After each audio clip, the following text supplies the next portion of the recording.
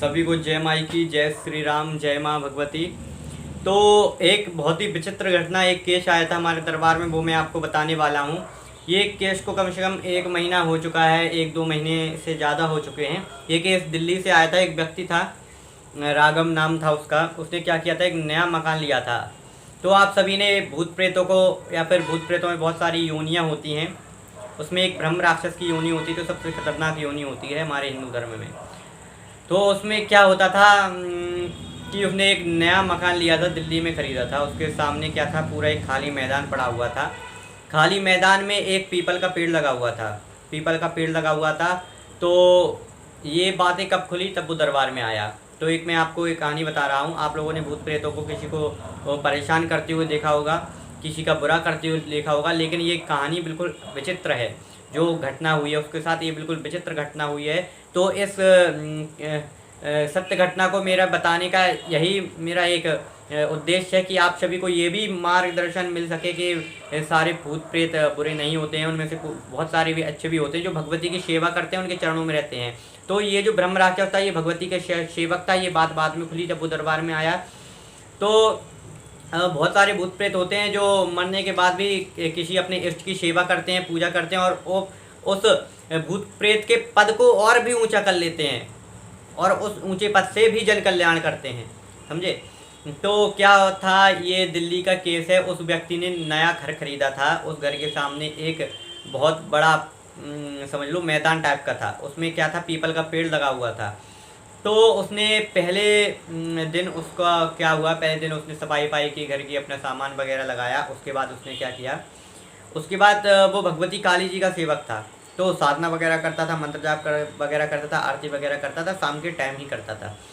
तो क्या हुआ, पहले दिन जब उसने आरती की, तो क्या हुआ, उसे विचित्र तरह की आकृति अपने पीछे दिखाई दी। उसे ऐसा महसूस हुआ, जब वो आरती कर रहा था, घंटी बजा रहा था, तो उसे ऐसा महसूस हुआ कि हमारे पीछे कोई खड़ा हुआ है। तो पहले दिन तो उसने देखा कि कौन है, पीछे मुड़ के देखा तो ऐसा कोई दिखाई नहीं दिया पहले दिन। तो उसने अपने मन का वहम समझा कि मन का वहम भी हो सकता है। लेकिन दूसरे दिन उसके साथ क्या हुआ, दूसरे दिन जब वो आरती करने के लिए आगे आया, आरती करने के लिए उसका जब भी समय हुआ, शाम को 6:30 से 7 बजे के बीच में वो आरती करता था। सारी बातें उसने मुझे बताई। तो 6:30 से 7 बजे के बीच जब वो आरती करने बैठा, तो उसे पूरी आकृति स्पष्ट रूप से दिखाई देने लगी अपनी बगल में। अब कोई भी हो, ऐसी आकृति देख के, चाहे वो देवी देवता की हो, चाहे वो भूत प्रेत की हो, कोई भी डरा जाएगा। तो उसको कैसी आकृति दिखाई दी, उसको पूरी तहमत लगाए एक व्यक्ति दिखाई दिया, बिल्कुल बिल्कुल केवल तहमत लगाए हुए है, और ऊपर से पूरा उघारा है, कोई भी कपड़ा नहीं है उसके बदन पे, और बिल्कुल नीचे केवल तहमत लगी है उसको, सफ़ेद तहमत, और इसके इतने बड़े बड़े बाल हैं, यहाँ तक नीचे तक बाल हैं उसके। तो उसको लंबा चौड़ा व्यक्ति है, खूब लंबा है, लंबा हत्ता तगड़ा, और बड़े बड़े नाखून। अब ऐसा व्यक्ति कोई उसे दिखाई दे अपने बगल में, तो कोई भी अब डरा जाएगा। तो ऐसे दिखाई दिया, तो अब वो पूजा की थाली छोड़ के उसकी गिर पड़ी हाथ से थाली, और भाग गया। अब कोई भी हो ऐसे डरा ही जाएगा। तो ऐसे आकर दिखाई दे। धीरे धीरे अब उसने सोचा, धीरे धीरे मानसिक विक्षिप्त भी होने लगता है ऐसे व्यक्ति। तो उसको मानसिक विक्षिप्त भी होने लगा, सोचने लगा कौन है, क्या है। तो धीरे धीरे मानसिक विक्षिप्त भी होने लगा वो साधक। तो उसके अब ब्रह्म राक्षस की कोई वो गलत वो नहीं थी मनसा। वो भगवती के दर्शन करने के लिए आता था उसके सामने, क्योंकि वो अच्छा साधक था, भगवती की आरती के लिए आता था। उसको ब्रह्म राक्षस को उसका डराने का कोई वो नहीं था लॉजिक। तो उसके बाद क्या हुआ, दूसरे दिन तीसरे दिन क्या हुआ, जब भी वो आरती करने गया, अब उसने अपने दिमाग को समझा लिया कि कुछ भी नहीं है, जैसे मन को कर लेते हैं ना कि वहम भी हो सकता है। तीसरे दिन उसने क्या किया, तीसरे दिन आरती करने लगा, तो वही बगल में खड़ा हो गया, ताली बजाने लगा, ताली की आवाज़ आने लगी। तो ताली की आवाज़ आने लगी। पहले तो उसे कुछ भी नहीं पता था ये कौन है, क्या है। बाद में जब वो दरबार में आया तो उसकी सारी पोल खुली कि ये क्या है, क्या नहीं है। तो उसको ताली की आवाज़ आने लगी, तो उसने वही ताली, वो जो थाली है पूजा की, वो अपनी वहीं मंदिर पर रखी और वापस आ गया। क्योंकि ये रोज का हो चुका था, तो भाई वो कुछ भी समझ गया था। उस स्वप्न के माध्यम से भगवती ने उसको आदेश दिया था कि ये है कौन। इतना तो आदेश मुझे मिल गया था कि है कौन। तो ऐसे ही करके उसे अब वो धीरे धीरे बच्चा मानसिक विक्षिप्त भी होने लगा। क्योंकि कोई भी हो ऐसी घटनाएं अगर वो देखेगा और ऐसी शक्ति को देखेगा जिसकी ऊर्जा इतनी है कि तुम उसे सहन नहीं सकते, समझे।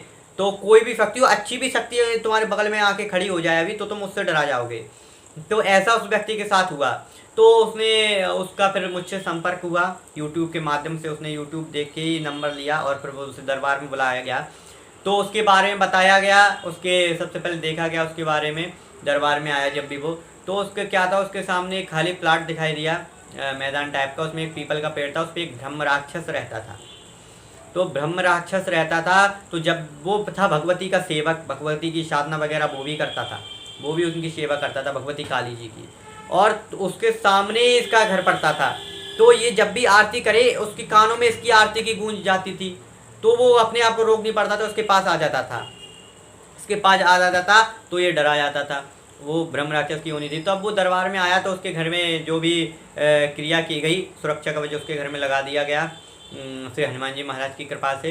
तो ऐसा हुआ था। तो इस बताने का उद्देश्य यही है आपका कि जैसे एक मानव होता है जो भगवती की सेवा या फिर कोई भी उसका इष्ट हो सेवा करता है, वैसे ही भूत प्रेत भी सेवा करते हैं। भूत प्रेत यदि सेवा करें और सेवा का उन्हें उनका टाइम पूरा हो जाए तो वो सिद्ध योनि में चले जाते हैं, फिर वो सिद्ध बन जाते हैं, समझे। और उनकी भी पूजा होने लगती है क्योंकि वो घर का भी जन कल्याण करते हैं। ऐसे बहुत सारे लोग होंगे जिनके यहाँ आज भी ब्रह्म प्रेत वगैरह पूजते हैं, समझे।